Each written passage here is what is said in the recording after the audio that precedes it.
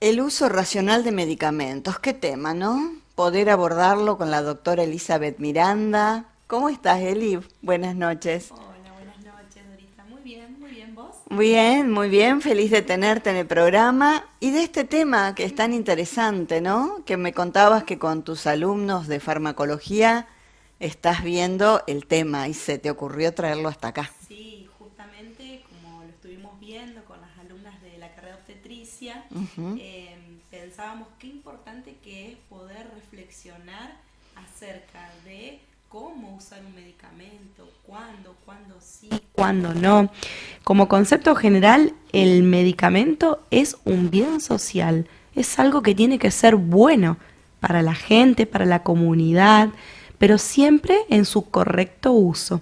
El uso racional tiene que ver con eso, usarlos de forma adecuada. Sí, pasa que, viste, a veces somos inconscientes y tomamos lo que tenemos a mano. A veces sabemos por las notas que hemos hecho que hay que diferenciar entre un paracetamol, de acuerdo a lo que tengamos, ¿no? Sí, suele pasar que cuando hay un síntoma, que Sí. puede ser o no una enfermedad, no todos los síntomas son enfermedades, la persona busca, a veces, no todos, ¿eh? Hay personas Ujú. que no usan un medicamento si no lo indica un médico, Sí, es y verdad. después hay otras personas que le preguntan a la vecina, le preguntan al amigo, le preguntan a la abuela, y van probando una multiplicidad de cosas hasta que después dicen, no, no se me pasa, vamos al médico a ver qué me dice, qué es lo que tengo. Para indicar una medicación, primero tenemos que hacer un correcto diagnóstico. Tenemos que saber qué está pasando y qué está necesitando esa persona.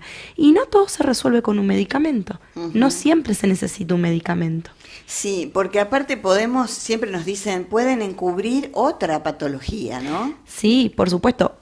Hoy al inicio decías lo de los dolores abdominales. Ujú. Empezamos con un dolor leve y pensamos que bueno, nada, me cayó mal una comida, tomo un determinado medicamento para los dolores de abdominales, un cólico, y resulta ser que eso era una apendicitis y llegó tarde al diagnóstico, o era un cólico de la vesícula, un cólico biliar. Entonces, de pronto retardamos un diagnóstico que puede poner en peligro la vida de la persona, Ujú. ¿sí? O puede traer otras consecuencias a la salud. Los medicamentos, como principio general, todos pueden causar toxicidad, en menor, en mayor medida. Depende el uso, depende la dosis, depende cada cuerpo. No todas las personas metabolizamos, incorporamos igual el medicamento. Ujú. Entonces, como principio general, cualquiera puede ser tóxico. Ujú. Cualquiera puede tener un efecto adverso no deseado, no esperado. Entonces, quien debe tomar la decisión racional, donde el beneficio es mejor o es mayor que el malestar, el perjuicio que puede provocar, es el médico. Qué claridad en el concepto, ¿no? Y a veces tomamos lo que venga.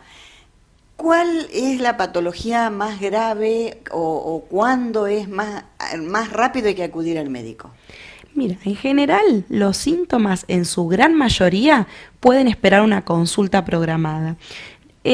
Por suerte, la gran mayoría de los procesos de salud terminan siendo cosas benignas, cosas leves, pero cuando una persona tiene un síntoma, por ejemplo, una falta de aire, sensación de opresión en el pecho, que no pueda respirar, o dolor, o si esa persona es una persona en los extremos de la vida, un niño muy pequeño, un bebé recién nacido, o un abuelo, un adulto mayor, o bien si ya tiene un factor de riesgo predisponente, una persona que es hipertensa, que es cardíaca, esas personas frente a cualquier sintomatología, normalmente los médicos los entrenamos y les decimos, si te pasa esto, acudí urgente o si no podés esperar y te espero en la consulta. Nosotros los vamos entrenando a nuestros pacientes, pero frente a esos síntomas no demorar la consulta y sobre todo no automedicarse. Ujú. La automedicación. Muchas veces parece ser de que en algunos lugares, a ver, vos vas a una guardia, consultás porque te duele la garganta y el médico te va a preguntar, ¿tomaste algo para el dolor? No, yo estaba esperando que me vea un doctor que me diga qué puedo tomar. Y de pronto vos podés decir, bueno, para una cosa tan sencilla como un malestar, un analgésico uno puede tomar por única vez como para salvar la situación y al otro día te ven un profesional en una consulta programada, tu médico de cabecera, en un centro de salud y de pronto no acudir a una guardia de urgencias por una cosa quizás muy sencilla y que vos podrías haberla... A ver, ni siquiera estemos hablando de tomar un medicamento, hacerse una infusión caliente, un té, una cucharada de miel, un caramelo de miel, algo que nos pueda aliviar, que nos des tiempo a la consulta. Claro, y el tema de la fiebre, ¿tenemos que tenerle miedo, respeto? ¿Cómo es el tema? Bueno, la fiebre justamente es una de las síntomas que las personas en general suelen no medicar, eso está muy bien, suelen consultar, ¿sí? La fiebre por sí sola no es algo peligroso o grave, la fiebre nos está indicando que hay un proceso que tenemos que atender. Normalmente la medicamos porque tenemos miedo a una convulsión febril, a que la fiebre llegue a un valor extremo y que la persona de pronto se sienta muy mal físicamente, porque cuando uno tiene fiebre uno le duele todo, se siente muy mal realmente con la temperatura alta. Pero ante todo es un mecanismo defensivo del cuerpo, está intentando limitar un proceso, ya sea un virus, una infección que esté dando vuelta. Sí hay que atenderla, ¿sí? Y es un síntoma que genera mucho miedo. Entonces yo por ahí invito a las personas a ver la fiebre en el contexto general de ese paciente. Entonces, fiebre más qué, fiebre más dolor de cabeza, fiebre más sensación de mareo, fiebre más dolor abdominal, fiebre con qué. No todas las fiebres son iguales. ¿Cómo es el cuadro general? Una persona que tiene una fiebre de 38, de 39, no se siente tan mal, puede comer, puede hidratarse. Bueno, es una fiebre que nos puede dar un poco más de tiempo. Y a veces ni siquiera encontramos la causa, muchas veces no. Puede ser virósico, un virus que se mete en el cuerpo muchas veces. Y tiene su ciclo. Y tiene un ciclo, nuestro cuerpo lo autolimita, combate ese germen que está dando vuelta y bueno, no encontramos un diagnóstico. En el medio uno puede ir dando algo para la fiebre, para el malestar, se pueden pedir algunos estudios, pero a veces no encontramos la causa. En los niños le tenemos mucho miedo, los papás sobre todo le tienen mucho miedo a la convulsión febril, que de pronto quizás no sea un cuadro por sí solo grave, sí hay causas graves que terminan en convulsiones, pero mayormente las convulsiones por fiebre son causas benignas, causas que no llevan a mayor complicación. La convulsión febril generalmente suele ser un único episodio en la vida del niño y no suele repetirse nunca más, suele no tener ninguna secuela, pero bueno, el cuadro asusta. Es un chico que tiembla, que pierde la conciencia, que se pone un poco morado, entonces asusta y asusta mucho.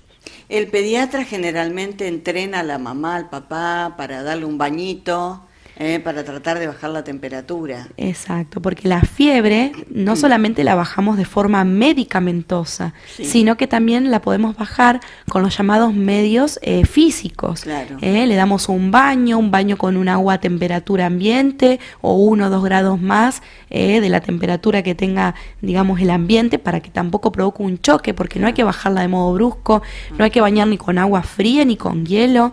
Si se usan paños porque de pronto no queremos bañar, de vestir completo a la persona o al niño, los paños deben ser colocados en la frente, en la zona del cuello, en el pecho, desabrigar un poco, porque tenemos fiebre y ¿qué hacemos? Nos tapamos con 3, 4 frazadas hasta acá porque temblamos del frío y eso nos ayuda a bajar la temperatura. Sí. Hay mucha gente que dice, yo me conozco y tomo esto porque me hace bien. En ese caso... Bueno, hay personas que ya tienen enfermedades muy, muy conocidas. Yo tengo pacientes, por ejemplo, que tienen asma. Ya identifican cuándo aparece la crisis asmática, ya se dan cuenta cuál es el síntoma, entonces inician el aerosol. Bueno, en esos casos no está mal, porque es una enfermedad conocida, la persona identifica claramente el síntoma y además su médico posiblemente lo haya entrenado en lo que tiene que hacer. En esos casos no estaría mal, pero siempre luego de que empieza el episodio, que yo lo resuelvo con lo que puedo hacer en mi casa en ese momento, hacer una consulta. Así también me quedo tranquilo. Claro. Si es o no es, porque a veces puede ser otra cosa. Sí, hablábamos el tema de lo gastrointestinal, ¿no? Que hay personas que tienen acidez, que no pueden ir de cuerpo, entonces le preguntan a la vecina y se toman todo y no le hace nada. Entonces, eso que me recetaste a mí, una porquería, no me hizo nada. Claro. Pasa eso. Pasa, encima justamente con lo que tiene que ver con el dolor abdominal en sí. pueden ser tantas cosas, desde cosas muy sencillas. O sea, nuestro sistema digestivo influye en un montón de cuestiones sobre él, desde lo alimentario, infecciones, nuestro estado anímico, nuestras emociones, el estrés. Es sede de tantas cosas nuestro sistema digestivo, nuestra digestión en sí, que pueden ser mayormente cosas leves a problemas, por ejemplo, que requieran una cirugía. Entonces, es importante no automedicarse. Y después otra cuestión. Pensamos que los problemas de salud o los síntomas se resuelven con la pastilla mágica, con el medicamento mágico. Y muchas veces tiene que ver con un estilo de vida, con el abandono del hábito tabáquico, tiene que ver con qué es lo que comemos, cómo comemos. Bueno, en fin, con cuestiones que tenemos que nosotros modificar y no estar medicando. El medicamento es parte de los tratamientos, es parte del abordaje de un problema, pero no es la única solución o no es el pilar. Elizabeth, y en este tiempo que hay tanta humedad, frío y demás, sabemos que ves muchos pacientes en los centros de salud, en tu consultorio, muchísimo, ¿no? Sí, ha aumentado. Por ejemplo, yo me puse a mirar un poquito todos los diagnósticos del último mes y en su gran mayoría, el 70% de las consultas fueron síntomas de tipo respiratorios. De todo un poco, cosas muy sencillas como un resfrío a bronquitis y neumonías. Y justamente esto lo trae la época, por ahí del otoño, la época invernal, porque nuestras defensas cambian. Y muchas veces esos virus o esas bacterias que aparecen en esta época sobreviven más en la época de frío que en la época de calor. O solemos compartir espacios cerrados en donde tenemos puesta la calefacción, está todo cerrado y es ahí donde nos contagiamos más frecuente persona a persona. Uno en el verano tiene todo abierto, hace más cosas al aire libre, entonces estos gérmenes no circulan tanto. El tema de las defensas, se nos bajan las defensas cuando pasa eso. El frío puede alterar un poco la primera barrera, que es la parte respiratoria alta.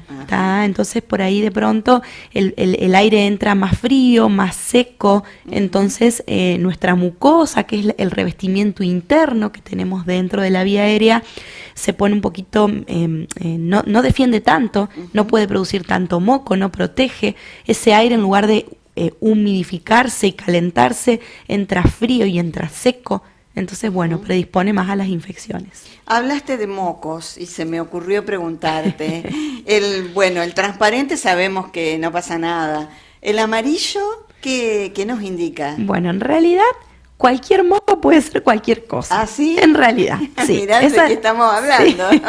Pero está buena la pregunta, porque a veces dicen, no, yo ya tengo... Vamos a decir como dicen las personas, no, tengo moco verde, necesito un antibiótico. Eso. No, eso es parte de la evolución de ese catarro. Mira. La mucosidad que produce nuestro sistema respiratorio es una defensa. Al inicio suele ser una agüita que inclusive cae en forma de agua dentro de la nariz, luego se pone un poquito más viscoso, se espesa, va cambiando de color, amarillo, verde, marrón, tiene que ver con la evolución del proceso de ese moco. No es indicativo. Muchas veces sí hay pacientes que esa característica la sumamos a otras cosas y sí requiere un antibiótico. Pero mira, las infecciones que requieren un antibiótico, las mínimas. Muchos autores hablan del 5 al 3%. Imagínate la cantidad de antibiótico que usamos sin necesidad. Sí, muchísimo. Y ya están haciendo resistencia porque viste que... Hay resistencia al antibiótico. Sí, el cuerpo no...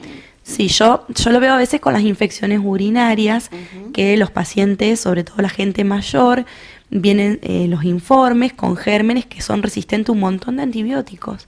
Y esto ha pasado porque la gente mayor, 80, 90 años, ha recibido toda su vida un montón de antibióticos y ya ese cuerpo y esos gérmenes se han vuelto resistentes.